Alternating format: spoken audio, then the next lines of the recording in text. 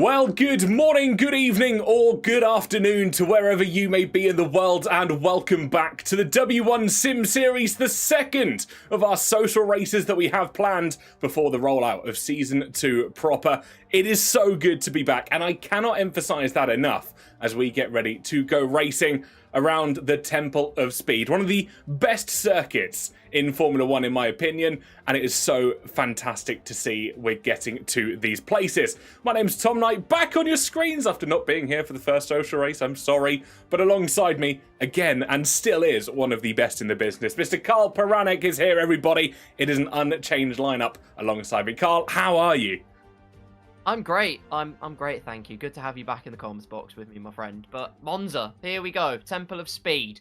Kind of interesting. The votes have gone both times the ways of tracks we've done last season, but that's okay. I'm not mad about that. We get a direct comparison point for some of the drivers, and that's pretty cool. You're absolutely right. There's going to be a lot of comparison moments, I think, as we head into the third and fourth social races, because I've seen the tracks for social race 3. I have a feeling I know what will win, but of course that'll all be revealed on our social media within the coming weeks, because I think next week should be the third social race, and then 2 weeks after that, due to a break because of F1 Esports, we'll have social race 4. So that's the plan, in theory, for the next 3 or 4 weeks. But of course, who knows? It could probably change as things go on, but we are planning to have 4 social races, and then, fingers crossed, again, an F1 26 DLC launch at the start of June. If everything goes to plan, we can pray to the EA Sports gods, however much they will listen to us. However, it's not about us, Carl, as much as we hate to admit it. It's not about us here in the commentary box. It is about the wonderful, wonderful drivers that are lining up for Social Race 2, and you can see them on your screens now. Why don't you just take us a run through of the drivers in these 20 cars tonight? I shall indeed. First of all, Alpine, the blue blur, particularly convenient around the Temple of Speed. Alicia Hofflack, and ladies and gentlemen, Willow Keeble is back in the Alpine, race winner, of course, one time in Season 1 at the Bahrain Grand Prix. In Aston Martin, Katie Grafton and Leah. Very ominous, singular name, but she's looking to put on a show. We've then got Miss Nutrix and Carlotta Marchi at a home race. There's no more fitting an occasion to be partnering in the Ferrari. Hannah Malmivara and Vanessa Hostetler. Names of many syllables. They're driving the American dream. And then we've got Drivers' Champion of Season 1, Lee Woodward, returning to the action, alongside Esme Chambers, who was close to a podium, but today she could properly breach the barricade. Yeah, absolutely could. And of course, on the other side of the screen, we've got another 10 fantastic drivers getting themselves prepped and ready for this race as we speak. Nicole Machuca, alongside Zara Sas... I've already screwed it up. Zara Shahsavari, I knew what I was saying, my mouth just didn't want to cooperate. Catherine Homerod and Regan Boylan stepping into the Visa Cash App RB outfit. In Red Bull Racing, it's Yvonne Huefla. I'm going to have to get some lessons on how to pronounce that one. Jazz Luna, and in the Kick Saubers, the highlighters of the grid, it's Olivia Collins and Charlotte Perkins. And of course, in the Williams, no bias from my co-commentator just below me, we've got 2 new entries as well, Lainey Milligan and Lauren Nodding as well. So lots to look out for today. Lots of drivers that are wanting to make an impression on the W1 Sim Series, Carl. I feel that they'll want to come in and do well in their first outing. I couldn't agree more with you. You're absolutely right on that front. And I think also if it's their second crack of the whip as well, you've got Jazz Luna, a name I can pick out already, that has that second opportunity. And Esme Chambers as well. Both of them managed to get to the end of the race. They've learned a lot. We'll see how much of that learning they take forwards with them into the Italian Grand Prix. And then you've got the heavy hitters, the long timers in W1, figuratively speaking. One season gone. But you've got the likes of Miss Nutrix, who puts a load of pressure on herself, but knows that she can absolutely put the work in. And me and you both know she can absolutely get it right. You've also got Charlotte Perkins, immensely quick on her day. Obviously, Drivers' Champion Lee Woodward. That is probably the big one to watch here today.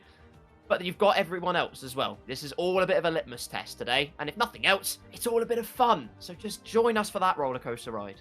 Absolutely right. Social races for a reason. They are here for a little bit of fun. Yes, they get very competitive. We won't beat around the bush on that mark because everybody wants to try and win them, understandably. Of course, Alexis Mason taking her first victory last time out in Spa-Francorchamps. As I read the chat, Victoria is already deciding that it is blame TK for most of today. But it is interesting to see how we're going. And of course, the Temple of Speed, a venue that we did very early on into the season last year.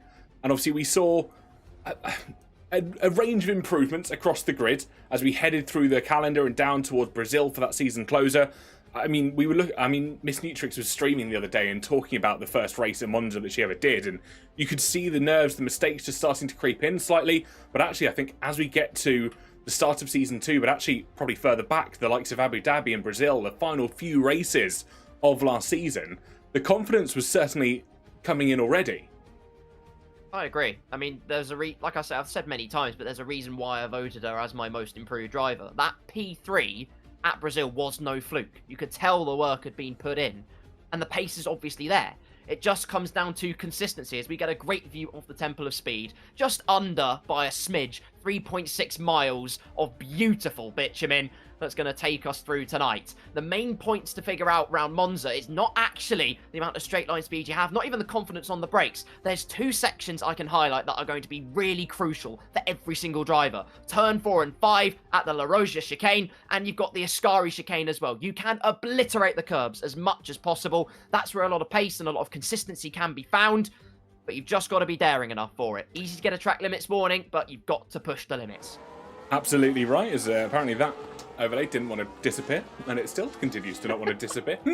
Why is that doing that then? Maybe a button's broken. We shall see in just a few moments. Hold on, hold fire. Don't give him fuel, PK, don't give him fuel. We might just have to switch over to this feed temporarily whilst I disable that one and get it sorted. Hold fire. There's something that's always broken on these streams. Never fear, everybody. It's an easy fix. It's an easy fix. But, as you said, Carl, we are into the race, or into qualifying at the very least. And let's get ready for qualifying. We are so thrilled. The first car out was one of the kick Saubers. I believe that to be Olivia Collins, and it is indeed Olivia Collins as she makes her way through the Ascari and up towards, well, Parabolica, but Curva Alboreta, if you want to call it by its now official name. On towards, indeed, the Curva Alboreta, Parabolica. It doesn't really matter what you want to call it. The point is, it is heaped with history. And Olivia Collins is going to take us through a first flying lap in anger. Set it up, get the battery deployed as much as you can, but that's the other crux of a qualifying lap round Monza. You want enough deployment to get you to the end of the lap, so it's a game between using that overtake and slamming the battery down into none. When you think you have no potential left, break at the 100-meter board, play chicken with the sausage curbs. No chicken played there, though. Absolute destruction from the green machine. Full throttle overtake button being deployed. You hug the inside of the Curva Grande as already Charlotte Perkins has a 5-place grid penalty for some shenanigans. Then it comes that crucial De La Rosia chicane as the other kick Sauber is skulking towards the start of their first flying lap. Olivia Collins makes their way through fine as Charlotte Perkins prepares for her first lap in anger. Yeah, did you see one of the Williams in the background making their way up towards Parabolica? Facing the wrong way and having a good old meeting with Barrier. That is Lauren nodding.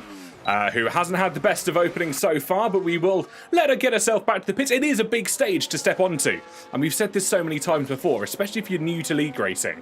As you're getting yourself prepared and getting yourself up to temperature, it is so daunting to step into a league environment where, where there are eyes on you, there's a broadcast happening, and you're trying to minimise mistakes and push the car. It is bound to happen, and it has happened. Indeed it has, but equally, I think if there's any space that you could have for a first league racing scenario or a first situation, it has to be this one. I say it so many times as Catherine Allrod invalidates at the Ascari chicane, and we're already into the 1 minute 18s.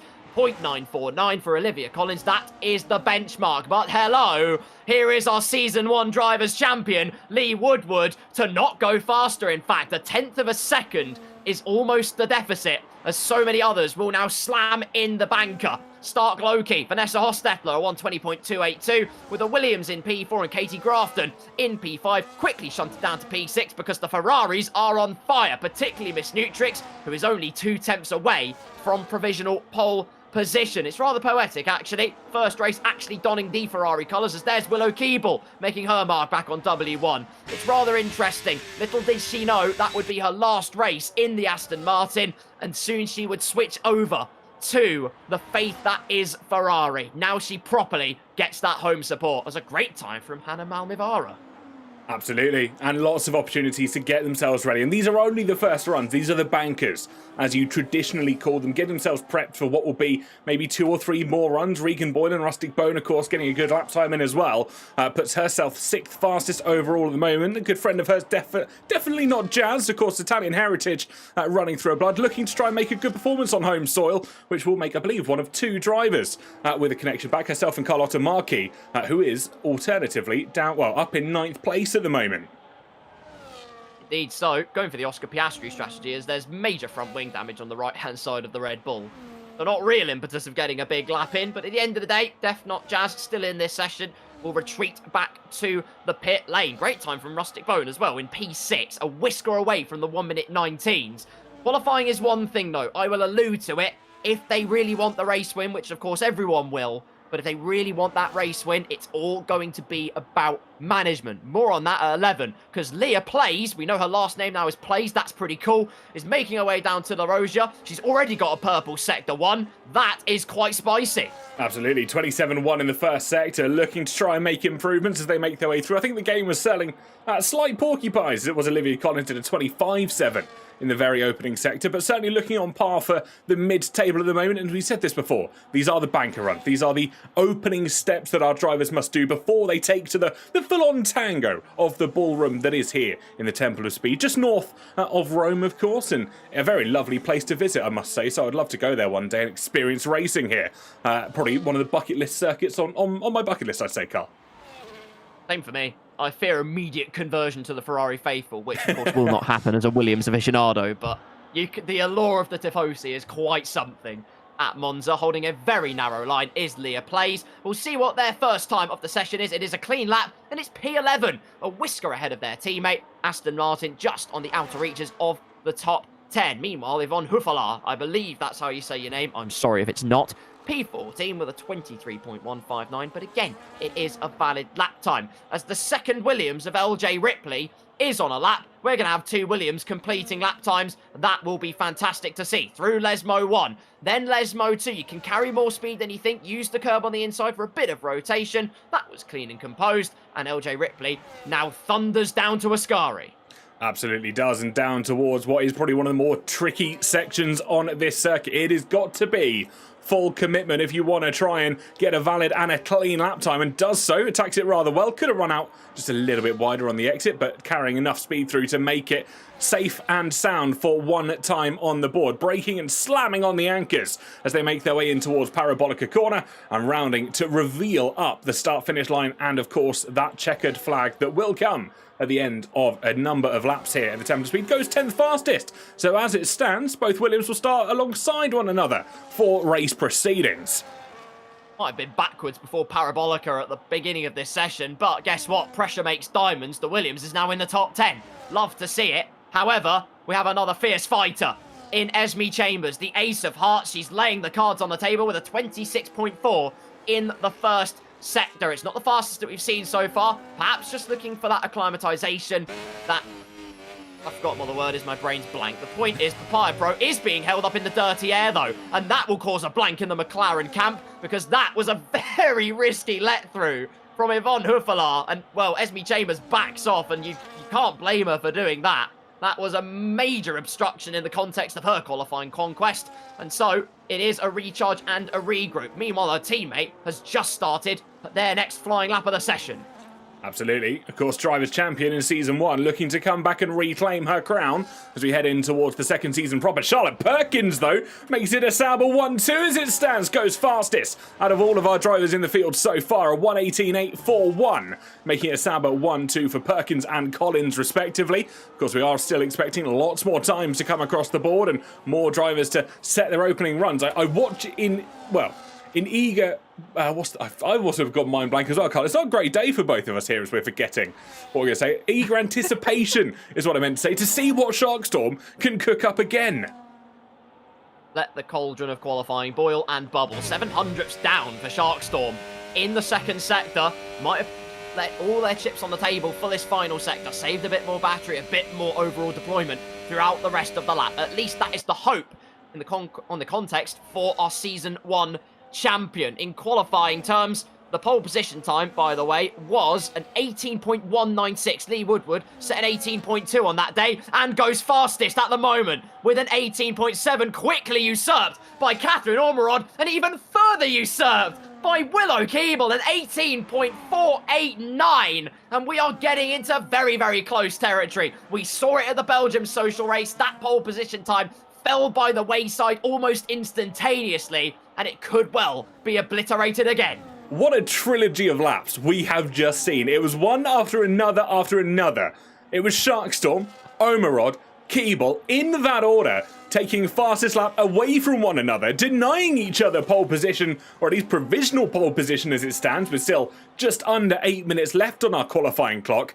What a fantastic qualifying we've just seen, or at least the first 10 minutes of it, and this is only just starting to boil down to the interesting part where drivers go for their minimum fuel runs. They'll go hell for leather to try and set the fastest lap times amongst one another, and there is still more qualifying action to come. We've had, I believe Yvonne's, well, I'm going to say family member in the chat. They share a last name. Halflar is how we pronounce the last, unless I've messed up the pronunciation, but that is what I'm going with.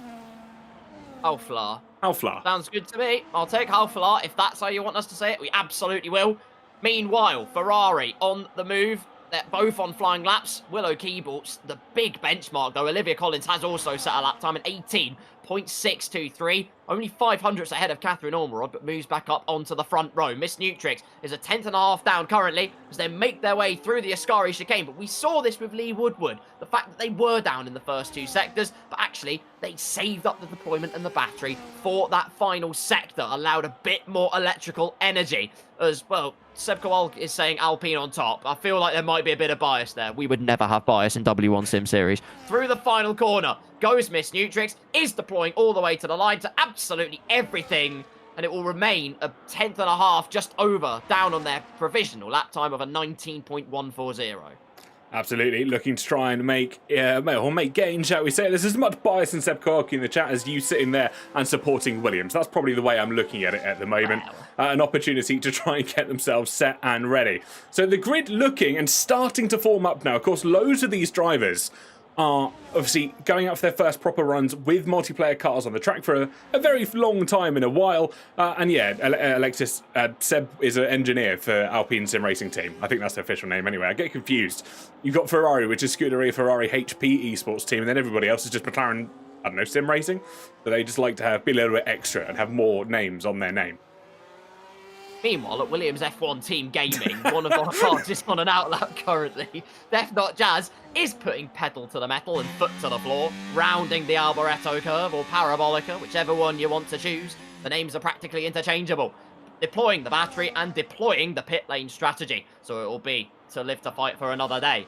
Meanwhile, Leah Plays, who, well, briefly had changed name, but we'll ignore that, is moving around the final corner to improve their lap time. A 22.2. Could it be the 21s? You bet it can. Nearly a second's worth of improvement for the lean green machine that splits Williams F1 Team Gaming. Good job from Leah Plays. Willow's come in the chat and said, yay, provisional pole. Have you not figured that out? Are you not racing? Have I got questions that need to be answered here? I'm curious. But yeah, provisional pole as it stands for Willow Keeble, as we were saying slightly earlier on as well. Lainey Milligan makes her way out onto the circuit for the second Williams outfit. Of course, her teammate just above her in 13th place. That would be Lauren Nodding, making their first appearance in the W1 Sim Series as well, making their way through the Della Roggia chicane and up towards... No, that's not the Della Roggia chicane. That's the wrong one. Anyway, down towards the Della Roggia chicane at the end of Curva Grande. Here they are, hold the inside for HRT Lando. 4.5 temps up almost in just the first sector. That is the Williams spirit that I like to see. Yellow flags as everyone's preparing for laps outside of Ascari. But HRT Lando is flying fiercely. For LJ Ripley's case, it was a case of head shaking, but now our heads are nodding. Williams are doing well. You love to see it. DRS wide open towards the Ascari chicane as many more drivers go for their third flying lap in anger. We don't know if it was old tyres as well that they might have set the lap times on, as we're now half a second up in the case of HRT Lando. Great to see. Currently would put them in and amongst their teammate. They're going to need even more to try and reach the outskirts of the top 10. Certainly would. It can be make or break through Parabolica, and we know that so many times before. It has come down to quite literally the final corner and how well you're able to take it, how many G-forces you throw through that Formula 1 car and run it up towards the line. For HRT Lando, though, crosses the line, goes 13th fastest and will jump her teammate of Lauren Nodding, so 13th and 14th respectively. For the two Williams outfits at the moment, Catherine Omerod looks to be on a cool-down lap as she makes her way through the first of the Lesmo corners, down through the second. Sharkstorm, on the other hand, has just finished their lap. They jump up to third place, an 18.6 for our Season 1 champion. Decent little lap again, track improving all the time. Time they set last season, though, was an 18.2, so plenty of time on the table. As Rustic Bone is going through the second sector, also not improving, a couple of seconds down and very much on a recharge, as you can see. You're probably wondering, why is everyone burning up their soft compound tyres if you're perhaps not particularly in tune with the F1 25 times. Softs around Monza, Don't bother. particularly in race trim, they are absolutely awful, and that is also combined with the fact that there is a lobby reset, so they will get all of those tyres back and more strategy at their disposal. Rustic Bone, we're highlighting, still sits in the top 10. Another driver that I feel like has come on leaps and bounds since their league racing debut in W1 Sim Series and is deploying the battery, pedal to the metal stuff as they head into that Retafilio chicane. Curb 1, curb 2, let the car still stay as stable as possible, and then you slam on the power as early as you possibly can. Could get a decent tow through the Curva Grande as well. Certainly looking that way at the moment. You can see the cars, well, now make that cars just in front of them. One of the Red Bulls pulls out of the way. That is going to be either one of the two as they sit in 19th and 20th. Both on outlaps at the moment, but navigates the Della Roggia chicane with precise accuracy into the first of the Lesmos. Again, a corner where it is so easy to wash out wide, but picture perfect for Boylan at the moment. Can they navigate the second with such ease? They certainly can. And the run up towards the Ascari will be oh so important now. You've got to pick your braking zone, throw the car in, and pretty much hope it sticks to an nth degree. You want to hope that it does everything that you want it to. We'll watch on board, we'll ride with the live point of view through all three corners, beautifully navigated, and now just one more stands in front of her. Brilliant stuff from the V-Carb. Deploy every ounce, every single little piece of electrical energy through the Parabolica curve. Regan in the V-Carb through the final corner, providing a Caribbean twist and holding the narrow line as she goes into the 1 minute 90s, and convincingly so. A 19.446. That is a stonking lap from the V-Carb driver. Fantastic. She bossed her rights and made herself up to... I'm going to stop the accent immediately. That's so horrendous. Up to 8th place for Regan Boylan in the moment. Oh, that's a mistake from Olivia Collins. And I've broken Carl for the very first time on one of these shows, which actually is probably more impressive than anything else. But as we come down towards Ascari, we watch on board with current provisional pole sitter Willow Keeble. Can she look to go faster?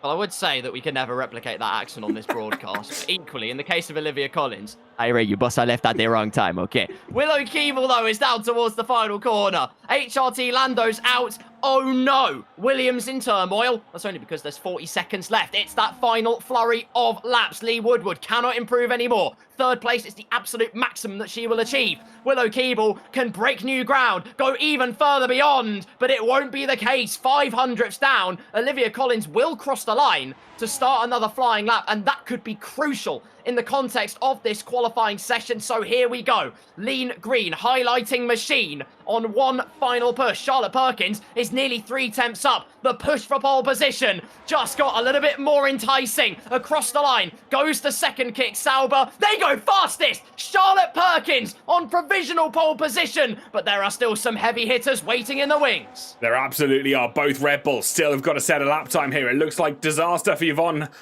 Hoofler. I'm going to get that wrong every single time. I only apologise. But behind her, more cars as well. The V-Carb, I believe, of Rustic Bone just coming to, well, taking the scenic route through Parabolica, shall we say, and the Haas cars will follow her through. It'll be Hannah, the first of the two to set a representative lap time through Parabolica. They will run and up towards the line. What can they do? Can they improve on 8th fastest? They certainly can. They will go 7th fastest at this time of asking. Stark Loki, that's Vanessa Hostetler through the final corner. She will run. It doesn't look like she's going to be improving at this time of asking, so we'll stay 11th fastest at best. The Alpine will be next across the line, and this is the one we've got to watch here. It's Willow Keeble, who couldn't go faster and surely did not have enough battery to go faster. Yeah, into the 19s already through Parabolica, so this is lap said and done.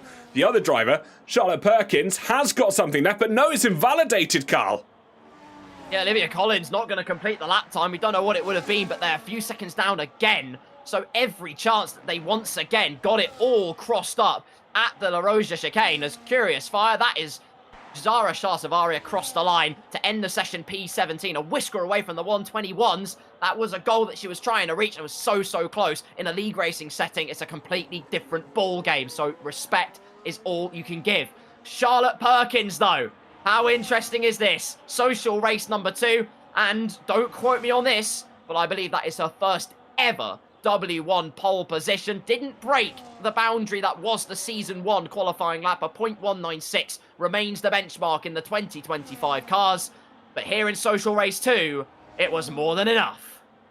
Absolutely right. Of course, took a win in Season 1. Never managed to start from the front of the grid, but will do here in Social Race 2. She'll be joined in the front row alongside Willow Keeble, making her fresh return to the W1 Sim Series. And of course, her teammate as well, Olivia Collins. Both Saubers within the top 3. Now, that's something you don't often see in real life. But of course, the beauty of sim racing is that you do often see that from time and time again. And we'll run through your complete order, as we will have a bit of a brief lull while the lobby gets itself reset. But it's Charlotte Perkins, Willow Keeble, Olivia Collins, Lee Woodward, Catherine Omerod, that's Esme Chambers, Hannah Malmivera, Miss Nutrix, Regan Boylan, Carlotta Markey as your top 10. Vanessa Hostella in 11th, Nicole Machuca in 12th. It's Laney in 13th, with Lauren Nodding in 14th. It's Katie Grafton 15th, Leah Plays 16th. Zara Shahsavari starts 17th, with Alicia Hofflack 18th, Yvonne Hooflar in 19th, and definitely not Jazz, so we're wondering who that may be, will start from 20th place.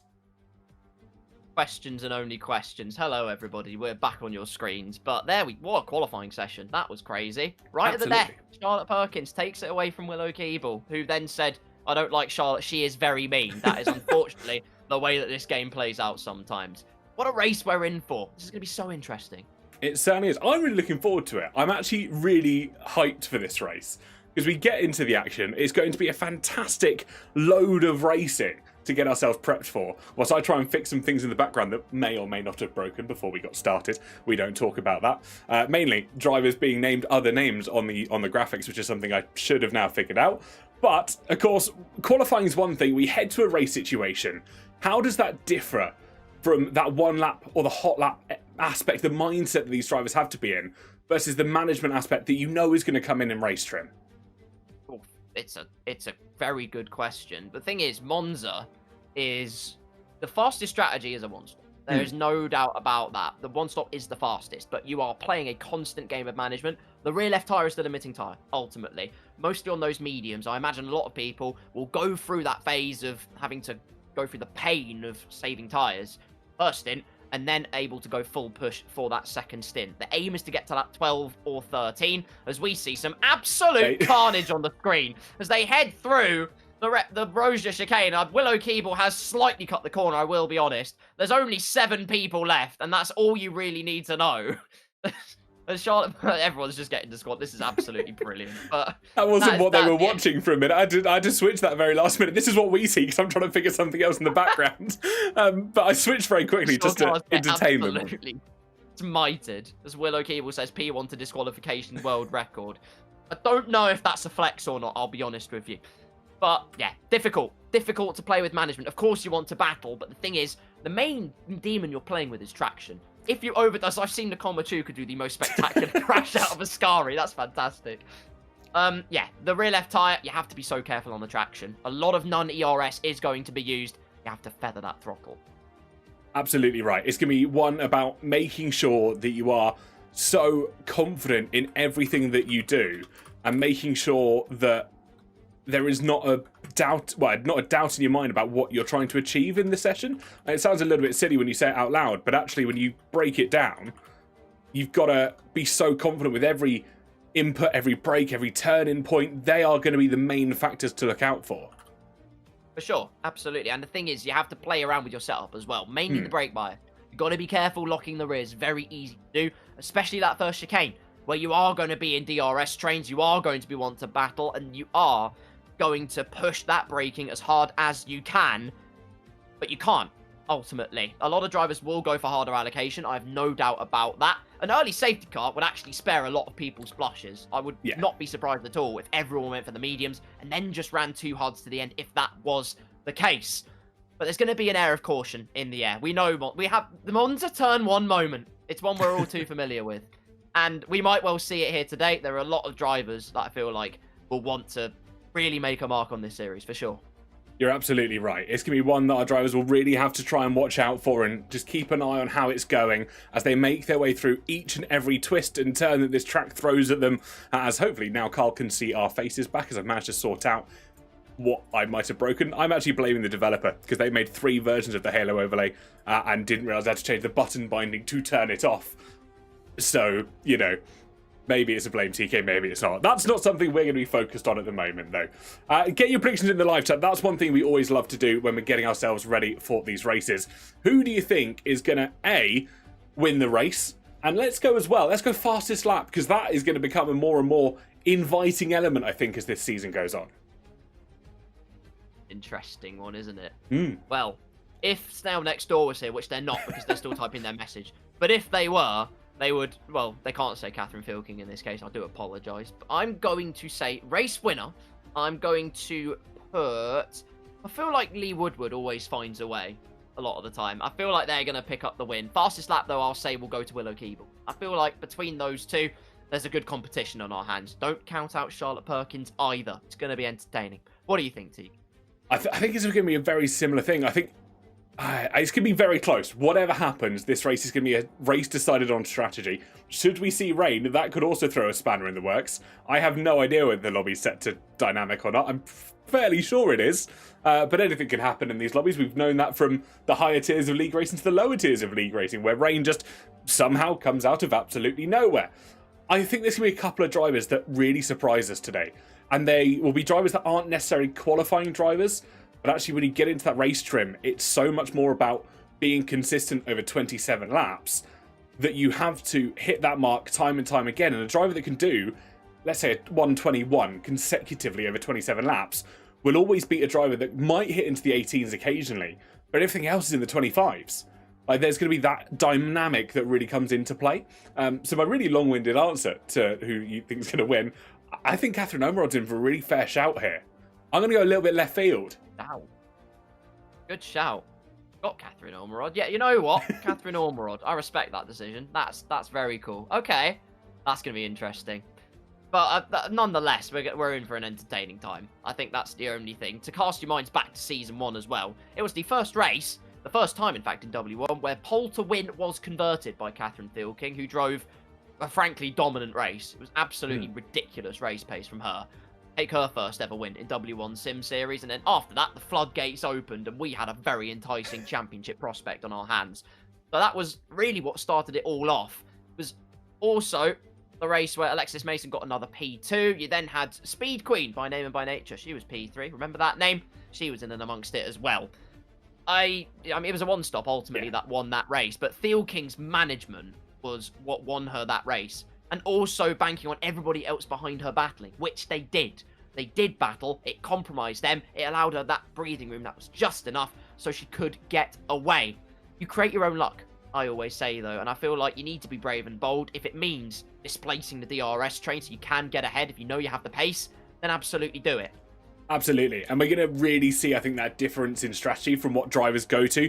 They know they've got that safety net of it being a social race compared to the one where they've traditionally picked points. Yes, they might be looking to get that Season 2 seat and prove themselves, but actually when you take a step back and have a think about it, you've got to consider that a Season 2 seat is probably a better option for that is a driver that's going to race clean rather than one that wins it by, you know, knocking 10 bells out of all 19 other drivers. And that's where it really breaks down. You have to think about what is the more important thing that stands in and amongst this field today.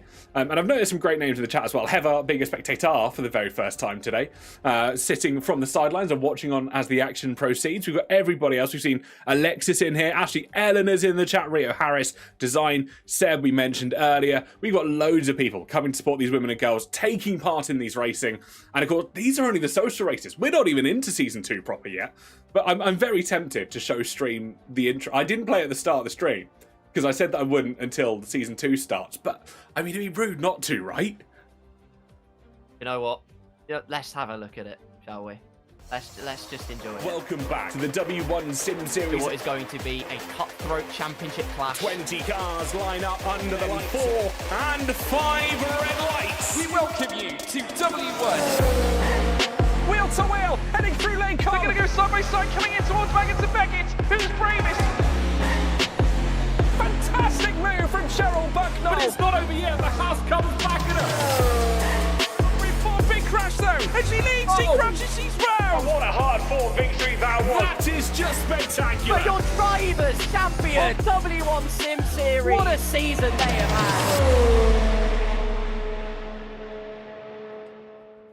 Well, that was the W1 intro for season 2. As we head into the season proper, there's lots of cool things that are coming as well.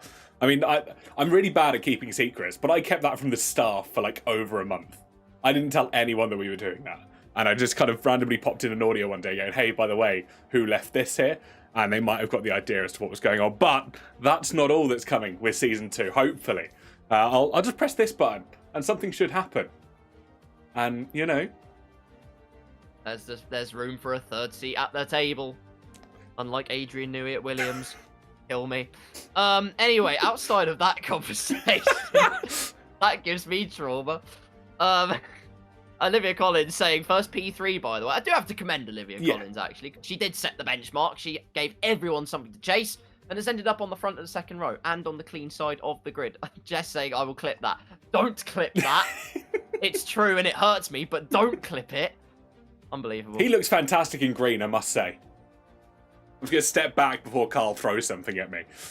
But as we get ready, I've broken Carl for a second time this stream, which I think is more impressive than anything else. Anyway, we're almost ready to go. Where's the green phase going? We've almost got... I've lost my train of thought. We've almost got time to go racing, 2 minutes-ish until the drivers are ready. They have that brief moment or the brief countdown to get themselves prepped and ready. Of course, get their setups on, set their strategies to the nth degree, assuming nobody clicks ready up a little bit too early. We've seen that 1 or 2 times before.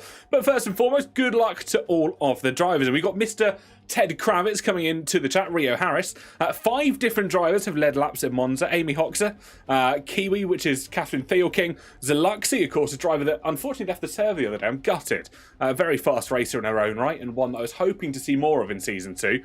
But alas, nonetheless. Catherine Thielking and Emma Clay as well, who's not racing tonight. She will hopefully make an appearance in Social Race 3. Of course, one of the 2 Scuderia Ferrari HP Esports team drivers, alongside Miss Nutrix. So lots of opportunities to go racing. And of course, you don't want to miss race 3 and race 4, because there might also be some new faces on commentary as well coming to say hello during that time. Might well be. We're expanding the operation, and it'll be great to have people on board is the main thing. It's a wonderful atmosphere that we have here in W1. And Season 1 was pretty spectacular. So, Season 2 onwards, needless to say, it's going to be a barnstormer. I want to play a fun game, though, because we've talked about race winner, we've talked about fastest lap. I want to put someone in, like a driver of the day suggestion. Ooh. Someone who perhaps is a bit more low-key, but will just creep up the ranks and have a decent race in their own right. From the names I see, I am going to throw the conversation to, with no bias at all.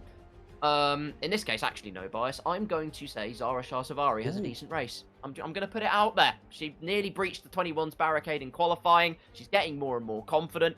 I think she's going to do good things today. You know what? I think you stole my answer there, which is really frustrating, because I was coming in going, I don't know who to expect here, but actually there's probably a few drivers that I would expect to do well. Yeah, I'll agree. I think that's a very solid result. Miss Nutrix as well. We mentioned her so many times, but she's been one of those drivers that has consistently improved time and time again. They've given the green light to ready up, which is very lovely.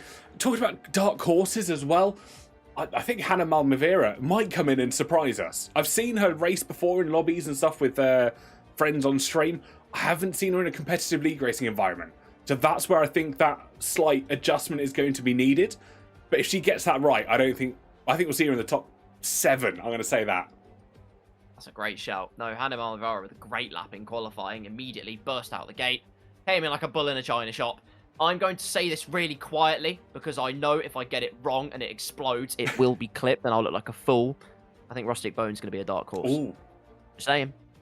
Well, let's find out, shall we, everybody? No formation lap here in Season 2, and the social race is therefore 5 lights are lit and the lights go out, and we go racing here in Monza. And down towards turn number 1 is Willow Keeble with a better pull away, but Charlotte Perkins still alongside as they head in towards the first chicane. They are going to go 2 by 2. It is Noah's Ark here in Monza, and it's going to be Willow Keeble that comes out on top. Both McLaren through in 3rd and 4th respectively. Vanessa Hostella picks up a 10-second penalty for a severe collision with Regan Boylan that drops her down the order, but you can see the chaos and the conundrums that are starting to open up in this mid-pack as all of our drivers just try and get themselves accustomed to wheel-to-wheel racing here. It's HRT Lana, Miss Nutrix to the inside. What a move from Sana, who gets herself to 7th. Katie Grafton gets through as well, but Miss Nutrix, who looks so confident behind the wheel now, makes herself up to 7th place.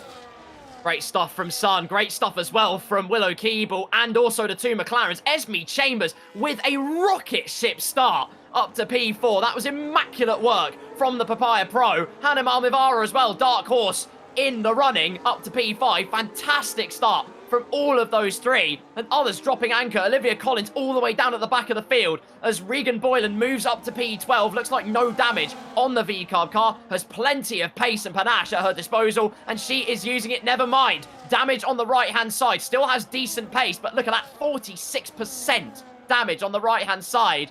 All too evident during Alboreto curve. That is a horrific start for the V-Carb. Willow Keeble leads, Charlotte Perkins in 2nd, but for how long? Cause Lee Woodward is on the move, and also so is Katie Grafton. Up to P8 ahead of the Williams. No move made into turn number 1. A mixture of mediums and hards, and this is where it all gets interesting. Absolutely does. Double trouble as well for Vanessa Hostella down in 19th place. Spare 10-second penalty for that collision with Regan Boylan earlier on. It's another 10-second penalty for speeding in the pit lane, my apologies, as Olivia Collins decides to go for an early shower this afternoon, retires in the pit lane, deciding she cannot proceed after that lap 1 chaos. It's Regan Boylan getting the better of Zara Shasavari, as definitely not Jazz takes to the escape road through the De La Rogia chicane. Couldn't quite keep it on the track, but does manage to get back onto the circuit somewhat trouble-free. Through Lesmo number 2, Zara Shazavari started in 17th place, is up to P12. Lightning start. However, they have got Lauren Nodding behind them, and while their head might have been shaking at the start, they are looking to make manoeuvres. Round the outside, though, tried to go Zara at a Scary chicane. That would have been brave and bold. Didn't quite pay off in this case, but no real threat from behind. Can just recharge and regroup. Lap number 3 then. Away we go, and a 21.969 is the benchmark from Lee Woodward. Charlotte Perkins with DRS. Charlotte Perkins shows the nose to the inside. No move made, though, from the highlighter green machine, but look at that. Wide goes Willow Keeble. She can ill afford to do that. On those medium tyres, the rears can burn up so quickly. So she's just got to play it patient. The rear left is that limiting factor. The more she does that, the less capable she is of making that one stop happen.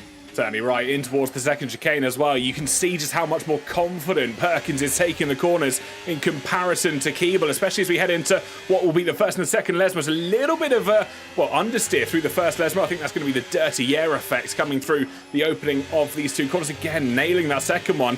Will get the benefit of the DRS down towards Scary, and that will play in towards her favour. Charlie Woodward as well in 3rd, with Esme Chambers in 4th. Helen Malvavara in 5th place. Catherine Omerod sits in 6th, just sitting like a bit of a dark horse at the moment, wanting to just play the game, see how this race goes, and not trying to think too early. It's worth mentioning as well, Carl, and I realise you probably can't see this, tyres. It's hard tyres for Woodward. Everybody else in that top 7 starting on the medium compound. Well, this is where strategy gets very entertaining, doesn't it? Onto lap number 4 we go, and I'm comparing my lap times versus what everybody else is doing. Because I did a one-stop round Monza in the league race. I'm trying to gauge what kind of pace they're going for. Charlotte Perkins throws caution to the wind. It's the lead of the race for our pole sitter. Taking back the crown at the Temple of Speed on lap number 4. Has clear air over the car. A chance to cool down the engine and to cool down any kind of abrasion on the tyres, at least a little bit. Lee Woodward looks to be on the attack as well, burning the battery towards the De La Rogia chicane, immediately combated by Willow Keeble, who said, "Not today, my friend." Through they go for the 4th time. Lots of curb being taken in contrast to the avoidance of the curbs from Willow Keeble. Interesting to see the alternate lines as well, how everybody is going to manage those tyres. what they're going to do to optimize the managing of those tyres. Lee Woodward's hard tyres are going to go into a realm of their own, though, in a matter of moments. The mediums will simply melt. DRS, ERS towards the Ascari chicane to the inside. Goes Lee Woodward. It forces Willow Keeble on the attack to the outside. Charlotte Perkins defends, and normal service is resumed for the moment, but Lee Woodward is knocking on the door. Certainly is, and down towards Parabolica, side by side between the Alpine and the McLaren, although the Alpine's just edging ahead slightly in towards the final corner. But Woodward, we know they are a tactical racer. They'll wait for the opportunity and potentially the switch back through the exit of this final corner. It's going to be a question of who's better in straight line speed, and I think Sharkstorm might have the advantage. Oh my goodness, what a run they will get down towards this opening corner. But the question will be, are they brave on the brakes from the Alpine that turns to the outside? Yes, they will. Locks the front. Oh no, out of nowhere, Hannah Malmivara decides that brakes are optional in towards that final corner, and something that surely is going to hamper her race now. Well, Willow Keeble as well got caught up in the crossfire. She's down to 6th place in all of that. Unbelievable. The race ignites in an instant at the Italian Grand Prix. Esme Chambers, the innocent bystander, also with a 3-second time penalty. They'll feel pretty aggrieved by that. But now it becomes the 2-horse race at the front between Perkins and Sharkstorm. Catherine Ormerod also promoted up to P4, just quietly going about their business. To give you an idea of the lap times the leaders will want to do, as here's Willow Keeble, who will no doubt make the move on Hannah Malmivara. Still a full complement of front wing. Astonishing aerodynamic prowess. Through they go into P5, and now the charge to the front begins. They can't really do that, though. The lap times they're going to try and go for under normal race pace at this particular point is something like the mid to starting to go to high 1-minute 22s. Any more than that, and they start to really wear out the tyres much more aggressively than they need to. You're absolutely right, and one thing that we so often talk about here at Monza is straight line speed, isn't it? We talk about who's going to be quickest in a straight line. You can see it on your screens there. It's Lee Woodward, 218 miles an hour, pretty much slap bang the same as Hannah Malmivara in second place, 217 for Willow Keeble, and it's showing just in the straight line speed alone just how much effort they can take in towards that first corner, because that's where the speed trap is. You can see it on the little yellow dot on the track map in the bottom right hand side of your screens. That is where the speed trap is here in Monza. Opens up the opportunity for our drivers to try and get as much straight line speed as they can, and we're seeing the drivers that are traditionally a little bit quicker up at the front now when they're running the lower downforce. Esme Chambers also boxed, I presume, to fix some damage on the car or something like that, as we see a replay of what on earth happened. There's the Haas in the background, facing against Esme Chambers. Brakes supremely late, and the innocent bystander of Esme Chambers with nowhere to go except into the Haas car. 3-second time penalty, damage for multiple cars. Willow Keeble coming off absolutely the worst of the lot. Down in P4 as well, that's the McLaren of Esme Chambers clattering over the curbs. And suddenly, we've got a Williams and Zara Shahsavari fighting for top 10. This is fantastic. It is absolutely stunning racing from start to finish at the moment. And look at the straight line speed that Shahsavari will have on HRT Lano as they try to go towards the Ascari chicane. A zero battle happens there as the Williams decides that is not their fight. It looks like Leah Plays has had a bit of a whoopsie at the opening chicane. The Aston Martin facing the wrong way for the briefest of moments. But look at who's coming here. It's Charlotte Perkins, Lee Woodward, the front two, making their way in towards the opening chicane as well. The battle for P1 has not cooled down yet. It's certainly sizzling like the summer sun here in Monza. Well, Lee Woodward can play the game here. We're hearing weather alert clear in 5 minutes. Well, Cheers, FIA, on that one. but lap number 7. Lee Woodward, like I say, can play the game here as again Zara Shahsavari and the Williams swapping places onto the grass. Goes the Mercedes, and it will be a helpless slide out into the infield. No damage on the Mercedes as they bumble over the curbs. Just emotional. Like I say, though, hard tyres, they know they have the durability. They can push Charlotte Perkins to use their tyres more than they need to, thus effectively removing them from the one-stop equation. So Charlotte has to be careful here. They really should let the McLaren go and just run their own race. It will all come back to them if they do. You're absolutely right, and it's still a long race. We're only 7 laps into a 27-lap Grand Prix. There's lots of opportunities for our drivers to make positions up and try and gain where they can. And look at this, Esme Chambers making the best of a bad situation after boxing considerably earlier than the rest of the field. Did only 5 laps on a set of the medium tyres, now runs hards and potentially looking to go for that 2-stop strategy at the moment, but makes their way back up to 9th place and has got good form at the moment as they try and chase down Carlotta Marchi in what is their home race. But back up at the front, Lee Woodward now tries to take a controlling interest in this race, moves themselves up into P1, and they'll have Charlotte Perkins for company as this battle will continue on. Rampant reimbursement for the McLaren Maestro through to P1 they go. I thought Charlotte Perkins was going to retaliate. They are retaliating into the De La Rosa chicane. They've gone back through as we see a replay. Zara just misjudging her braking, I suspect, going a tad too late and avoiding action, not clattering into the Williams. So credit where credit is due, but it means that helpless slide into the infield. Perkins is back in the lead. I'm not sure if Woodward just didn't deploy the battery or didn't get the optimal exit, but it means the green machine moves back on through and another potential to play that game of using up the tyres into Ascari on the outside. That was very close quartered and runs wide because there's grass on the tyres. This is a titanic tussle for P1 on the road, despite the difference in tyres. There's a penalty, a 10-second time penalty for Alicia Hofflack at the first chicane. This battle just got even more ambitious as riffing into the diffuser. The gloves are well and truly off. That they most certainly are. Neither driver willing to give an inch or take an inch at the moment, and both drivers wanting to try and win this from the very get-go. And I wouldn't be surprised if both drivers here, Carl, are committing to that one-stop strategy. They're not wanting to go for that 2-stop, risk getting caught in traffic and then have to go again, as we see a little bit of a lock-up in towards the opening corner, but it will allow both drivers to try and march on through. Leah plays there in 18th place, the what will be lapped car, as Esme Chambers is the fastest lap of the race, 1:21.7, taking home a potential bonus point as it stands to back to Woking and back to Team Papaya, but the battle up in the lead, still featuring that other Papaya McLaren car, is for first place on circuit.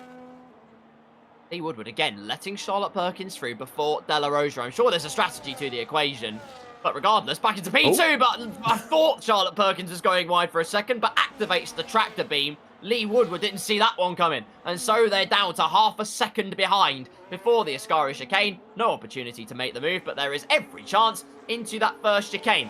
Keep an eye on a couple of drivers, I will say.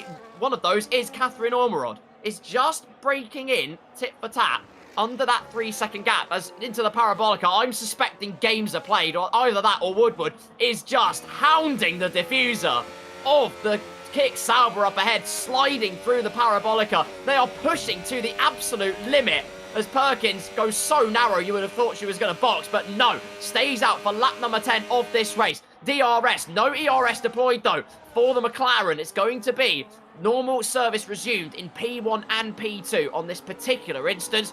Catherine Ormerod catches up by a couple of tenths once again as a result. Hannah Marmivara into the box. Miss Nutrix, as a result of all the chaos, is up into P5. Her first race donning the Ferrari colours, looking to paint the town red. She's doing a great job so far. Absolutely right, and I'm hoping that graphic would have updated by now, but apparently not. It hasn't quite figured out how many laps it's going to take Catherine Ormerod to try and come into contention. There's a bit of a mistake through the De La Rosa chicane. I think that is going to be one of the Alpine cars, if memory serves, in terms of colour. That might be her Alicia Hoffleck. It is indeed. Just having a bit of a whoopsie through that chicane. So easy to do and keep themselves on the straight and narrow. We've got some information from the inside man at Alpine. If Charlotte Perkins thinks about pitting, she would exit close to Carlotta in P8, possibly ahead of the Ferrari. So that's interesting knowledge here for what could be this kick Sauber. A massive snap through the Ascari chicane for the highlighter, and just does her best to keep that car on the racing line.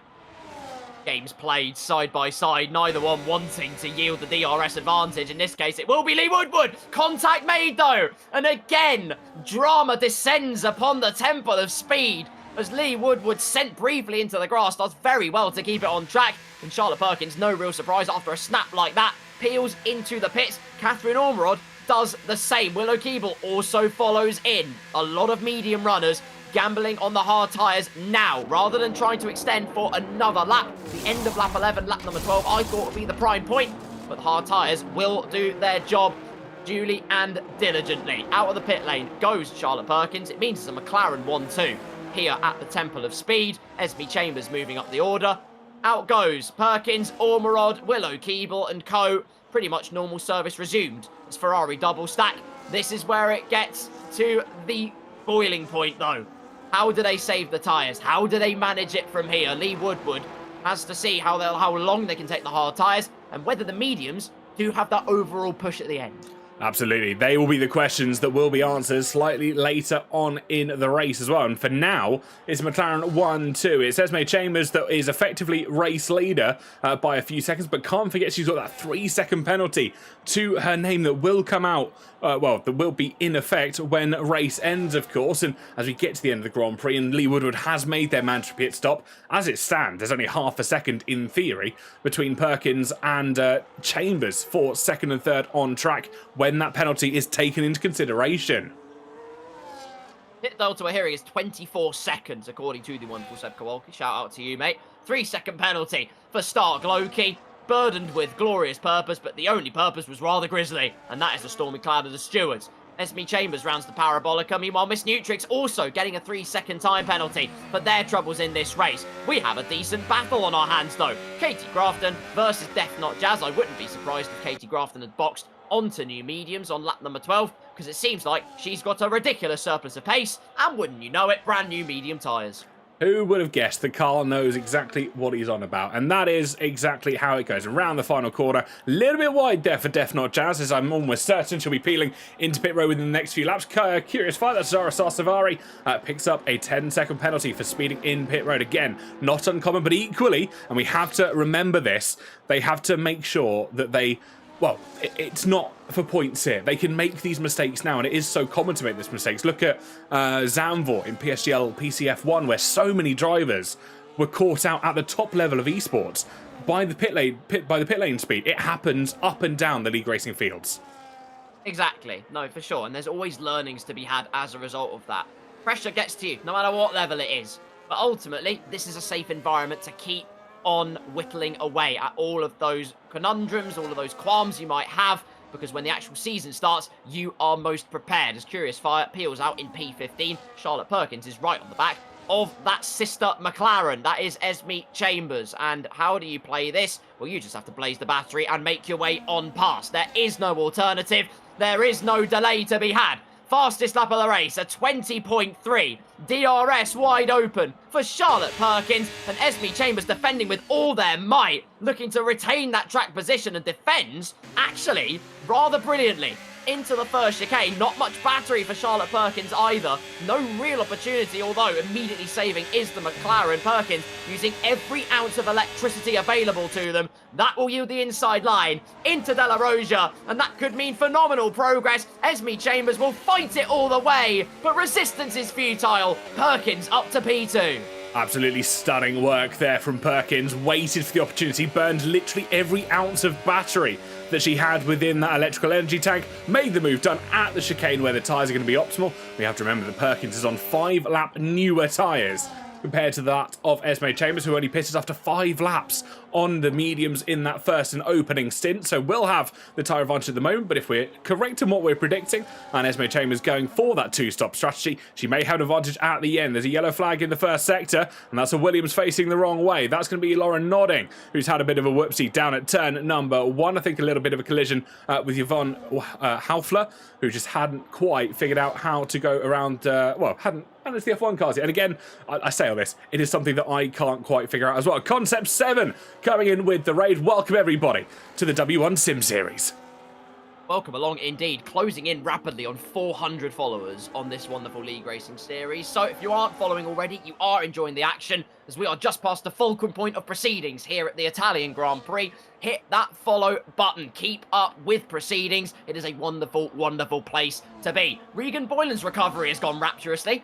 Up to P8 is the V-Carb driver. Yes, they will have to stop again. The hards will not make it to the end, but crucially, it is the hards that they will have at their disposal. After all the chaos at turn number 1, they have recovered so superbly up to P8. And there still is a good result in the making. I feel like a P10 is definitely possible in this position. Absolutely. And let's not forget, there are safety cars enabled. There could be a safety car should we see any more mistakes from drivers up and down the field, and they have come out in races gone past. We've had quite a few where no safety cars come out as well. That's worth talking about, where we look at everything that is happening. As Esme Chambers, that's Ace of Hearts for those of you that haven't quite figured out the conversion yet, up in 3rd place, picks up another 3-second penalty. That makes 6 in total to her name. So again, we'll drop slightly down the order should it proceed like this in the moment. According to my calculations, she'll drop down to about 5th place as it stands, but still lots of opportunities. We have to remember, Lee Woodward yet to pit here. Yet to pit indeed. Gap now down to 15.5 seconds almost. They'll have about a 10-second buffer once they peel out of the pits on those mediums, and then it has got to be push like hell all the way to the end. And you better call the Exorcist, because it's going to be an unholy push for the win at the Italian Grand Prix, as we see Rustic Bone behind Hannah Malmivara. No real surprise, the Haas on the newer tyres, the V-Carb on very much aging hard compound tyres, and will box in a matter of moments' time. I think I saw the narrow line taken by the V-Carb, and the answer is it wasn't narrow enough because there was DRS at their disposal. So of course they're going to stay out, and if not for that, at least a little bit of slipstream. That is the aim of the game. Look at how cool this is. New graphic alert, by the way. Battery behind. So we've got both Hannah and Regan's battery up on the screen, which is fantastic to see. And look at the comparison as they come out of that first corner. Hannah burning quite literally every ounce of battery that they have available in that tank. Regan is just knowing what her game is to play here. She's staying conservative, wants a little bit left in the battery, and there's 2 different opportunities and 2 different mindsets as we go into this race. Your name is honestly hieroglyphic. Sorry. HTCPC. HTCPC No, that's 418. HTCPCP 418 says, oh, T-Carl commentary returns, which is great. Thank you very much. Lee Woodward peels into the pits meanwhile. End of lap number 15, crossing onto 16. That means Charlotte Perkins moves into the race lead. Esme Chambers into P2 with Catherine Ormerod up to P3. Willow Keeble is also going to get the McLaren. It's going to be a hell of a buffer that Lee Woodward has to make. I mean, you're either saying T-Carl commentary or saying Carl commentary. I don't know if you're trying to be normal on lap number 16 of this race. Sharkstorm out of pit lane on medium tyre, and he's going to push that for next 11 lap of Monza at Temple of Speed, trying to ascend to throne of the... Oh, God, I've lost my train of thought. The Northern accent got me. Perkins has that margin of about 10 seconds, though. Lee Woodward, can they do it? That's the age-old question. All that reminded me here, Carl, was I want Guy Martin doing commentary, because that's exactly what that would have been. Yes, absolutely right. I always think of the Rotherham Corner Kitchen account. Yes. 3 wrappers of griddled back bacon as Rustic Bone gets 4 new sets of hard Pirelli tyres on their car. We'll descend down the order, down to the outskirts of the points. Of course, if you are new to W1 Sim Series, P1 down to P15 are where the points are yielded. Regan Boylan would very much hope to be ahead of the Williams, as much as it pains me to say that. And luckily for the context of their race, they are. So P13 it is. A couple more drivers yet to box and make their mark in terms of new tyres. There is still a decent result on for the V-Carb. They've just got to push as Catherine Ormerod moves up to P2. That's only because the second McLaren has entered the box for the final time. It absolutely is. We said this right from the very start. It was locking in that 2-stop strategy from the start. So another set of hard tyres to see her race out, as the game has a lovely feature of teleportation down into pit road. Can we see the tyres?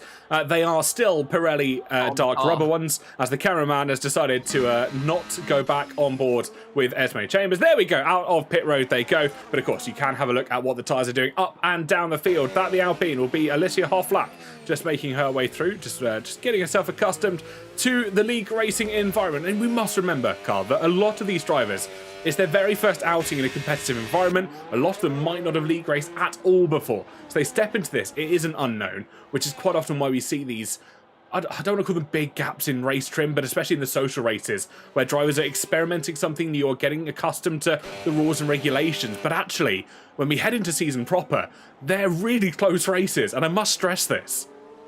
Of course, but it's a credit to them as well for putting themselves in that position. It is not easy to race like this when you do have eyes watching you up and down the social media ladder, when you do have all of these wonderful women racing against you. Of course you want to make an impression, but equally, the main thing I love about this series is that everybody almost finishes the race, unless there's a massive technical fault. There's always something they can learn, and everyone is so uplifting as Willow Keeble uses the off-track to try and find the surplus of straight line speed, but Lee Woodward is going to try and make their way on through, and so they do, blazing the front tyres, but through into P3 in the podium positions goes Lee Woodward, but it is only lap number 18. How much torture can those mediums go through? The gap down to 7.7 seconds to Charlotte Perkins, but they've got to start managing. They certainly do. They can push all they want on the medium tyres, but the moment they start to drop off, they will fall off quicker than if you threw a rubber tyre off a cliff, and that is a very quick fall, ladies and gentlemen. We watch on board still with Lee Woodward making her way through the first and second Lesmo corners. Down towards Ascari, it's HRT Lander, that's Lainey Milligan, just making her way in towards pit road and dropping down the order in doing so, as we are seeing what will be the final laps, or the final round of pit stops, shall we say, here this afternoon, and lots of drivers just adjusting back to their original position. We must shout as well, Def Not Jazz, still in the Red Bull racing car, just getting past, I believe, the Aston Martin of Leah Plays. I believe, as long as my telemetry is correct, the only driver who is yet to pit here this afternoon, and also doing it with a considerable amount of wing damage, Carl. Fair play. Shut up on the left rear tyre wear, but she's done quite well. 19 laps. She's going to try and do a Sebastian Vettel and go to the final lap on just a single set of tyres. Very impressive, even with that front wing damage as well. So fair play. Ooh. Oh, Hannah Malmivar is out. She's crashed at Ascari. We have a safety car, and that's thrown the cat amongst the pigeons at the Temple of Speed. What was going to be a cutthroat comeback through the field for Lee Woodward, suddenly it is all square at the Italian Grand Prix. What a scenario.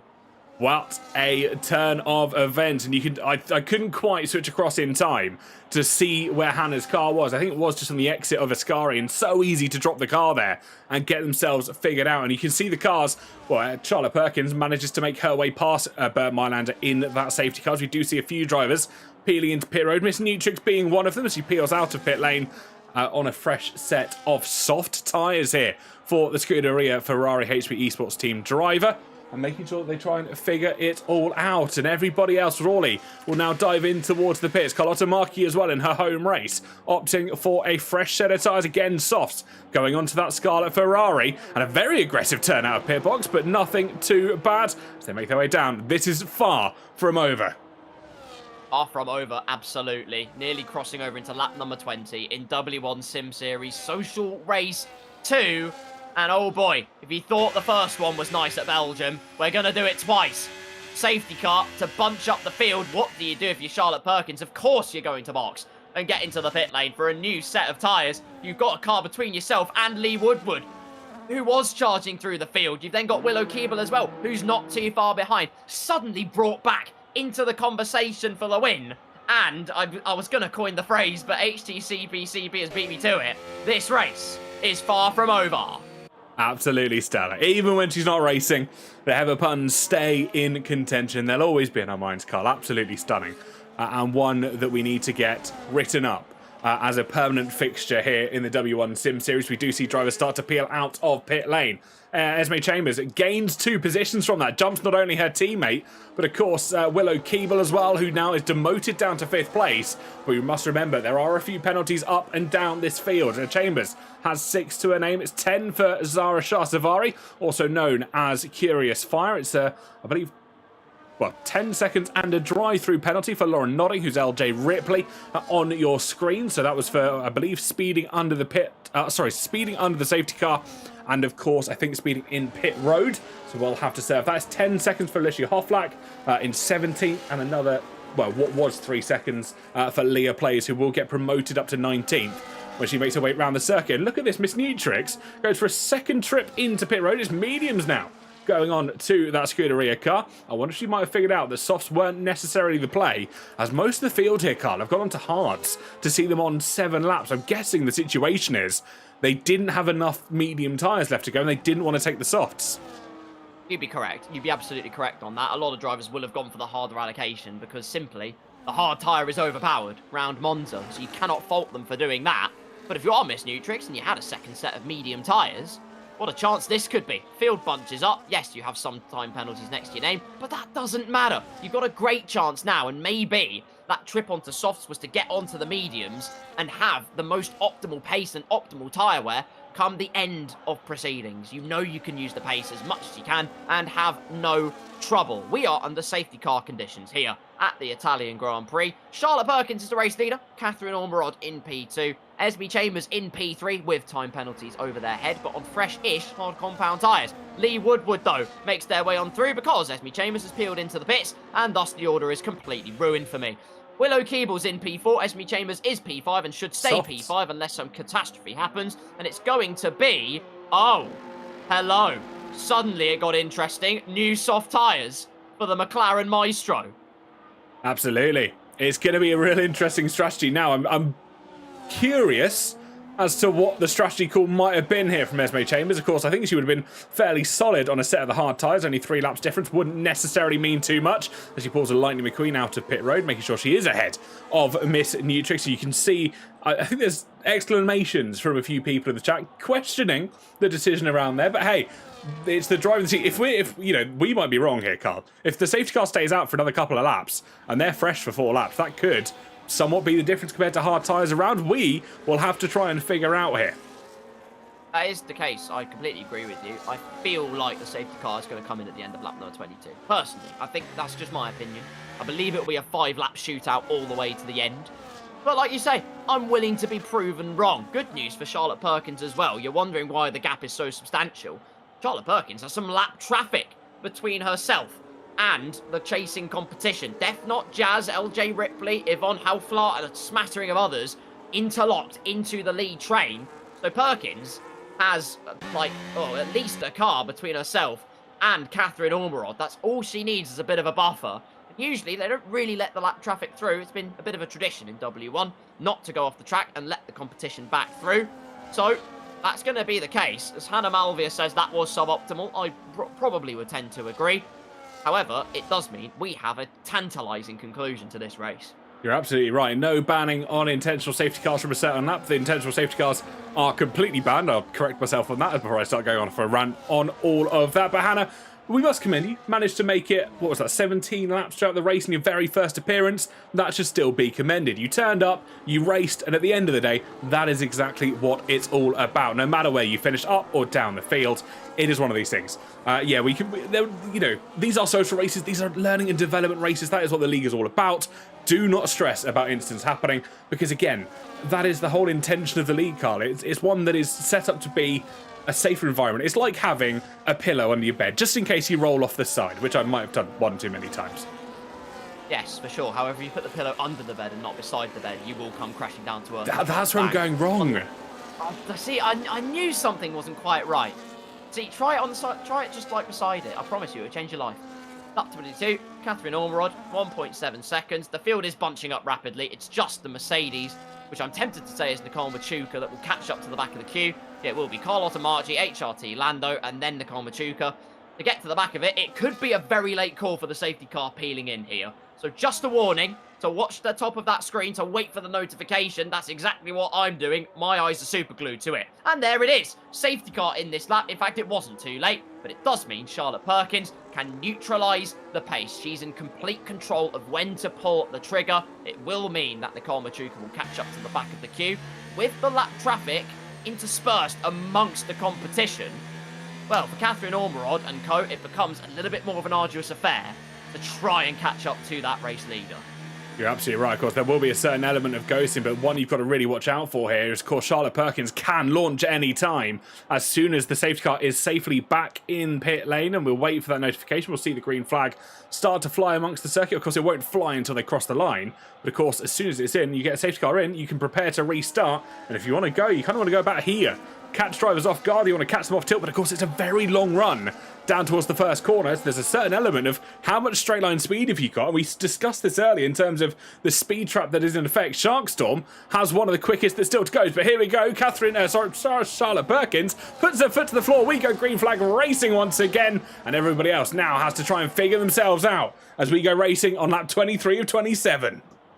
Immediately changing of positions, Willow Keeble's got past Lee Woodward. Catherine Ormerod slightly caught napping at the restart. A yellow flag behind already as we have all kinds of chaos happening. There's a Mercedes off in the inside of the chicane. That's Nicole Machuca. Ferrari has just been bashed off the track. That's Carlotta Marchi. That's not how she wanted her home Grand Prix to go, but it's all gloves off at the front. Lee Woodward, Willow Keeble down the inside. Goes the Alpine. That's P2 on the road. But look at the gap that Perkins has already got. Courtesy of the lap traffic, everyone at the mercy of those competitors. The gap at 3.5 seconds. Perkins is running away with this. She absolutely is, and she has to at this opening stage of the safety car restart with a 3.7 second advantage. When a safety car gets called in, that is unheard of. Yellow flag in the final sector. I think that's Alicia Harflack having issues through the second Lesmo. Lee Woodward, though, gets the better of both Catherine Omerod. Through goes Esme Chambers. I think Omerod's had a bit of a mistake. At the exit of Ascari, she has. Down to 7th place she goes. That is catastrophic for Catherine, as she was 2nd place at the restart. Drops down 5 positions to 7th, and surely that is a hope of a podium starting to dry up quicker than a Sahara Desert. A romantic comedy for many, a Greek tragedy for Catherine Ormerod as Esme Chambers is just watching. Well, the McLaren goes side by side with the lap car. She's going to make her way on through, though, on new soft rubber. She's got pace to burn and clears Lee Woodward at the end of the braking zone. How long will those softs last? That's a big question. Look at this, Miss Nutrix in P5. Sana, what have you done? First race on home turf with the fury of Ferrari, and she's in and firmly stapled into the top 5. It's a glorious drive. Oh my goodness, never mind.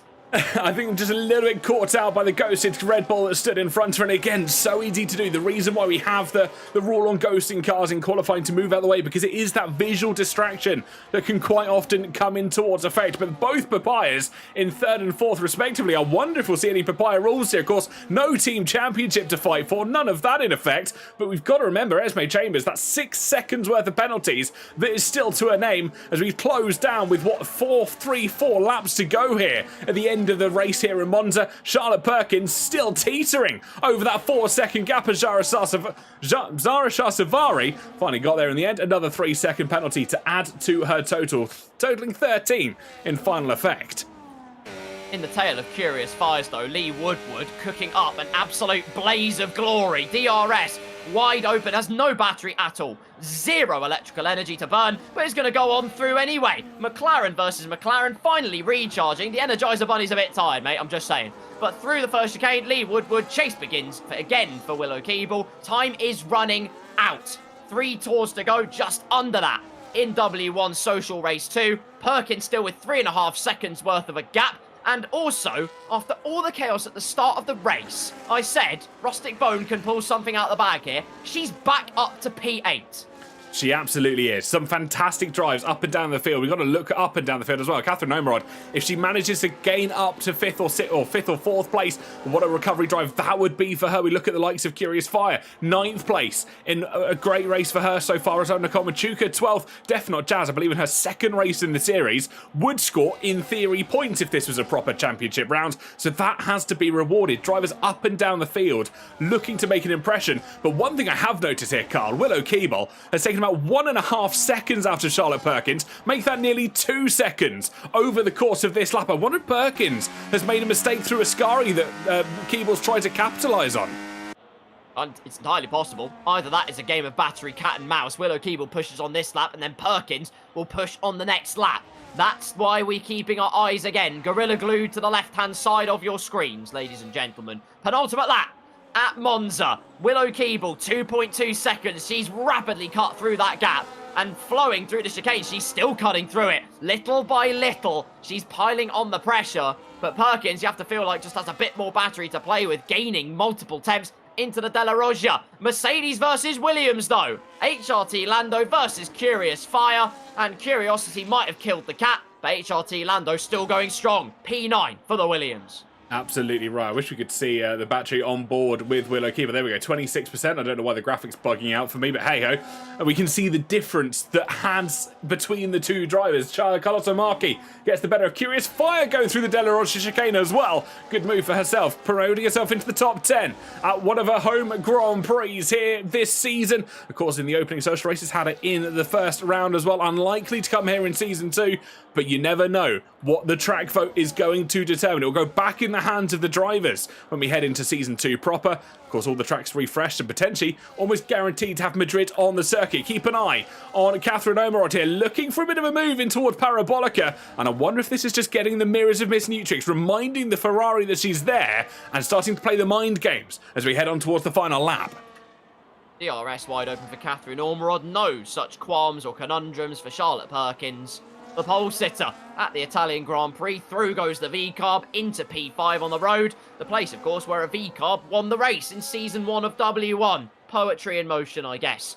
But Charlotte Perkins, it's another first in W1. Unbelievably, last social race, should I say, Alexis Mason, Raccoons Gaming, won their first ever race in W1 at the Belgian Grand Prix. We arrived to another iconic venue, the Temple of Speed, and another new name will etch themselves into the history books. Charlotte Perkins, deserving winner today, rapid on race pace, and this is their just reward. Absolutely. You could have had all the advantage in the world from that safety car restart, but it takes a driver to try and maintain that differential and maintain the differential she has done. Willow Keeble kept at bay and continuing to pull away now as they head down towards Curva Arboreta, final corner and Parabolica to round the final corner, and the crowd are absolutely erupting like they did for Nico Hulkenberg at Silverstone in the venue where the first time a driver went Leicester flag. Perkins will do it again as she wins the Italian Grand Prix, takes the victory in Monza. Willow Keeble will come home second. Our Season 1 champion of Lee Woodward will take third as Esme Chambers demoted down the order with 6 seconds worth of penalties to her name. Means it's Omerod who finishes fourth, Nutrix in fifth on home soil for the Scuderia, but Perkins has done it yet again. Brilliant job from Perkins.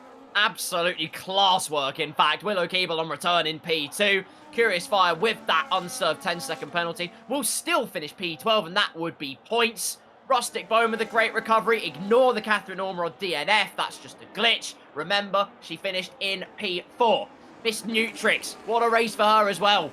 All the pressure piled onto the Ferrari driver, and on home turf, their first ever race, they pick up that all-important top 5. Excellent driving from everybody. A wonderful spectacle we have witnessed. But in the end, only one can stand aloft at the Italian Grand Prix and Social Race 2. And, well, glory to the green. Absolutely stunning. The luck of the Irish coming home once again, and Charlotte Perkins stands atop as she hails the Tifosi after taking victory at the Temple of Speed. It was Willow Keeble and Lee Woodward that take second and third respectively. Both British drivers taking home accolades to their respective home bases in Enstone and Woking. And the champagne begins to fly. But what a social race we've just seen, Carl. And here are the other accolades that come up on your screens. Race winner and fastest lap belonged to Charlotte Perkins. It was a 1:20.311. Driver of the day and most overtakes go to Curious Fire, and I think that claimed the dark horse element that we were discussing in the first part of the show. And cleanest driver, Regan Boylan, I believe one of the, if not the only, one of 2 drivers, herself and Catherine Omerod, to get 0 warnings all race there.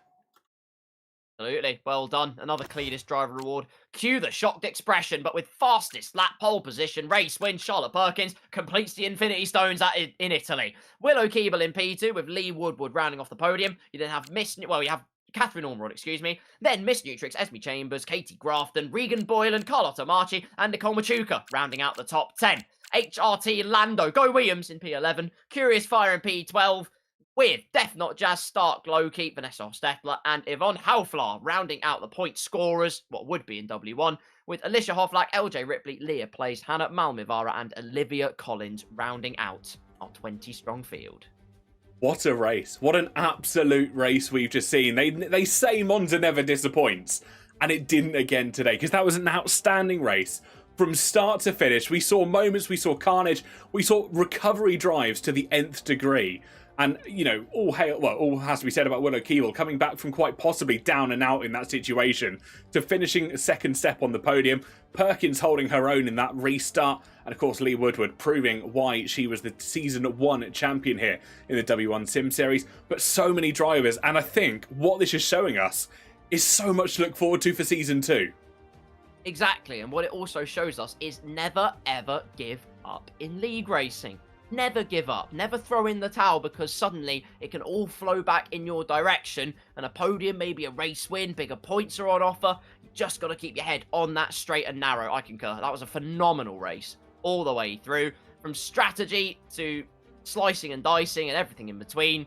You'll have to see it. It's everything W1 is. It absolutely is. And there is more to come, folks. Do not fear. 2 more social races for your viewing pleasure. Tune in next week for Social Race 3, and in 3 weeks' time for Social Race 4. Don't forget the track votes. You can influence them as much as you possibly want to on our Instagram stories. The post will go up on Monday, and you can vote for which track you wish to see the drivers take themselves to for the third on the penultimate social race as it stands. If F1 26 gets delayed, there may be more social races. We're yet to see, because again, we've got no news from EA. I did ask the other day. I got hit with silence. But alas, we have got at least one driver sat in the interview waiting room, Carl. We've got Season 1 champion Lee Woodward waiting to speak to us.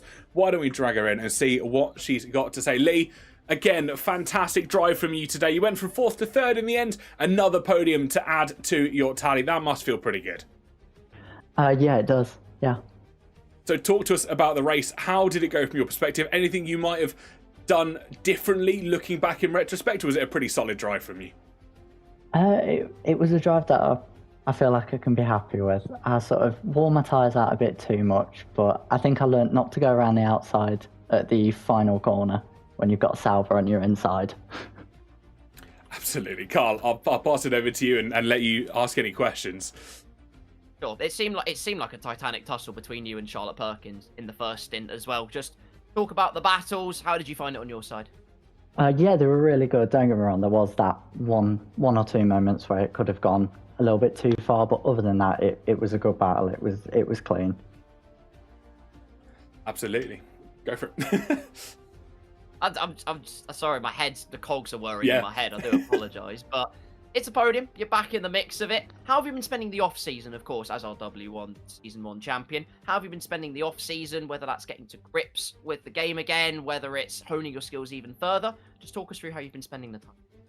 Yeah, just sort of playing the game a lot, doing a couple of league races just outside of W1, sort of one-off events, and just sort of generally just playing it sort of to keep my mind going on it, just sort of remember what I did in Season 1, ready for Season 2. Excellent. No, it sounds fantastic. And we're heading to the twilight of the 2025 cars as well, unbelievably, once the 2026 DLC actually rolls around, please, EA.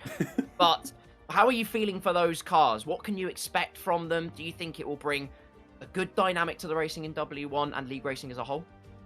We're going to see who can manage battery, but it should be good. I'm hoping that I do well with them, but there's no guarantee. It could completely reverse the grid. Absolutely. Well, lots to look forward to as we head in towards, let's look ahead a little bit. Obviously, the social races are a less predetermined calendar. It's open to a public vote. Everybody watching the stream can go and vote on that when it goes live on Monday. What tracks would you really be hoping for when we come down to the 26 DLC? Obviously, new cars to learn. We have the introduction of Madrid, I'm being told, in the 26 DLC. But what track would you love to visit in the opening maybe 3 rounds? People are going to hate me, but Monaco. Oh, I like it. I respect it. I respect the honesty. Yeah. Well, we shall Good see. We shall see as we head to Season 2, which is literally knocking on our doors. We are waiting to open that door. We can't quite find the key yet, but I guarantee we will at some point. Lee, it's fantastic to chat to you as always, and best of luck with the final 2 social races if you get in with a seat. Of course, lots of drivers, I think, trying to get themselves involved. If not, I'm sure we'll speak to you when Season 2 kicks off properly. Right, thank you very much.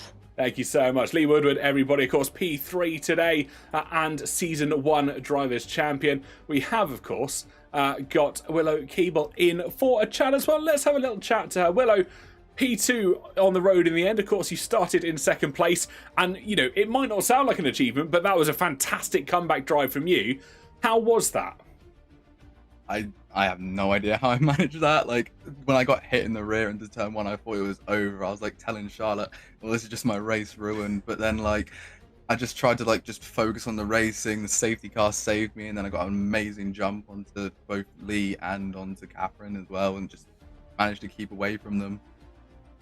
Absolutely. And of course, you know, you went for that 2-stop strategy. Was that influenced by the safety car, or was that something that you kind of gone for straight from the offset that you were planning all along? It was 100% the safety car. I was always going to go for a 1-stop, but the safety car came out, and I was just like, Charlotte, we're going hard, aren't we? And we're like, yeah. There was no other way. And just one more, Ski. We saw a couple of drivers opting for the mediums and the softs on that safety car restart. I think it was Nutrix that went for the mediums. We saw Esme Chambers go for the soft tyres. What determined that decision to go onto the hards in the second, or the third stint, should I say, versus maybe a new set of mediums if you had no news, or a new set of softs? Well, I mean, like, you all know how bad F1 wear is, and I'm just not great on no TC, so I run full TC, so the wear's a bit worse for me. And, like, I only ever run harder at any track, unless it's, like, a 35%. I always run harder, so I only had hards left.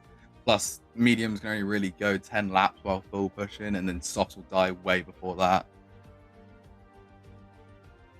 Carl, over to you. First of all, welcome back. It's good to see you back in the action. Thank you. I'm glad to be back. Good to have you. Monza, you pick up a podium, first race back. I feel like it's been a long time coming, and I think you know the results have been there. So just how satisfying has it been to come back and put on that kind of performance today? Extremely satisfying. Like, I mean, obviously I couldn't race anymore after my mistake, and then it was just like, oh, I really want to come back next season and do much better than last season, because last season I also couldn't do many races due to like school and stuff. And then, like, obviously it was really satisfying just to race again, because the racing in W1's always so clean compared to all my other leagues. So it was just really nice, yeah, really satisfying. Fantastic. Super glad to hear it. And we've got Social Race 3 around the corner. Whether you get a seat or not, put your name in the hat, because we'd love to see you back. But what track would you want for Social Race 3? What are you hoping to be in the mix? I mean, any calendar, I always want Canada. Like, at any single calendar, I just love Canada. I'm so good at Canada compared to every other track. It's my best track by far, and I just love how flowy it is. Keeble Canada special. TK, good news, it's not Monaco. That is, well, it's basically Monaco. It's the same speed with the walls just as close. But no, it's fantastic. It's like Hungary. It's the same speed. Walls are pretty close. You'll probably crash at some point. But Willow, I echo Carl's sentiments. It's fantastic to see you back, and we look forward to welcoming you back in Season 2 proper as well. And again, massive congratulations on P2 in your first outing. You should be very, very proud of that. Thank you very much, I am. Thank you very much. I hope you have an absolutely fantastic rest of your evening. Willow Keeble, everybody, P2 in today's racing. I didn't have a name set up. I don't have it for the new drivers. I felt bad because Lee's came up, but Willow's didn't. Willow, I'm sorry. Don't blame me. I haven't sorted that out yet because I haven't sorted the full time in the reserves yet. Anyway, that's a problem that Stream don't need to hear about. Carl, another social race under our belts. We've got 2 more to come. We mentioned that earlier. Tracks will be decided by that public vote. Goes up on Monday. Should finish up on Tuesday. Drivers will then know and can get themselves preparing. What are we looking for the final 2 social races that we might not have seen in the opening 2? Yeah, I don't think we've seen rain yet in 1 or 2, have we? We haven't seen rain yet. That would be a very welcome addition, should I say. A little bit of weather to spice it up. But I think it's just winding down on the 2025 cars. As we know, Season 2, we're going to get straight into the nitty-gritty with the 2026 machinery, used to that battery management or whatever elements have been put into the equation on EA's side, excuse me. That's where it all get really interesting. That could really shake things up. So I think just for everyone to enjoy the time in the 2025 cars, to enjoy putting pedal to the metal, to have maximum attack out of every single apex, onto every single straight, to revel in that feeling, and more importantly, just have fun racing. You're absolutely right, and I'm just catching up with the chat. I think Victoria, we might be leaking the track votes, or at least the options that are going on the vote. We'll catch up with that. I've asked her to DM it to me because it got lost in staff chat a few moments ago. Heather will not welcome in some turbulent weather for the final few social races. I'll take it. I'm clutching at straws here, everybody. There's minimal that we can do. But no, it's fantastic to see. Rio Harris says Silverstone race, rain to dry. I remember those. There's a few of those in the history books already from real life F1. Lots to try and keep themselves. Monaco, dry rain, says HTCPCP418. And now, that was enough filler just for Victoria to send me the track options. So, the 3, and these are all chosen by random wheel. They were not selected. So hashtag blame the wheel if you don't like any of these options. So first option, drumroll please, is the Shanghai International Circuit in China. A track we haven't visited yet in W1. Second option is the Abu Dhabi Circuit in Abu Dhabi. I don't know why I filled that up. Yeah, the Abu Dhabi Circuit in Abu Dhabi. And the final option, no drum roll for this, is a circuit we have been to, much like the second. It's the Bahrain International Circuit in Bahrain. So 3 very different circuits for our drivers to try and attempt, and 3 that I think will be a very split choice in terms of how they manage and how they make their way through. I have a feeling Bahrain will probably win the vote. I'm going to call that out there. And if you remember back to season 1, Willow Keeble took the victory. Did, absolutely. Puts her name in the hat, just saying. There's every good chance. But remember, Catherine Thielking had a bit of technical issues. Her race pace could have put her right in the front of the conversation for winning. This will be intriguing, I'll be honest. Particularly if Thielking returns, because I spoke to her at the end of the Belgian Grand Prix 2 weeks ago and asked what she had been doing in the off-season. And she honestly said, haven't practiced that much. Still finished P2. And very, very close to Alexis Mason. So there is a lot to go down come season 2. But if nothing else, we're in for some cracking racing at probably the Bahrain Grand Prix in Bahrain. Probably Bahrain Grand Prix in Bahrain, sponsored by Bahrain Airways. But as every good thing must come to an end, so too does this stream, at least for one more week. Carl, the lovely people at home watching, and they should want to already, where should they go check you out? I'll tell you where they can't find me. Masquerading in the Thundar in Turkmenistan. You won't find me there. Nice. But where you will find me is at my name, Carl Paranik. If you type that in, you'll probably find me there. On many social medias, including Twitter, Instagram, TikTok, Carrier Peacock, among many other exotic methods. TK, where can the lovely people find you? I'll tell you where they can't find me, Carl. And that's supervising suspicious sock puppets in the shopping centres of Stockholm. They will not find me there anymore. I've been banned from all of them, unfortunately. Too many sock puppet incidents. We don't talk about it. But I'll tell you where you can find me. Yeah. Just below our names, They Call Me TK, on pretty much every single social media. Put a new post out today as well. So go give that a like. It's just a little announcement one. That would be much appreciated. Go follow all the socials there, even further below my name, at W1 Series. On Twitter, Instagram, TikTok, YouTube, probably MySpace as well. I don't know if Victoria set that up, but if not, go set one up. It'd be fantastic to see you in 1 week's time back here on either Twitch or YouTube, depending on where you're watching. It's been fantastic to see you, and until next time, good night, God bless.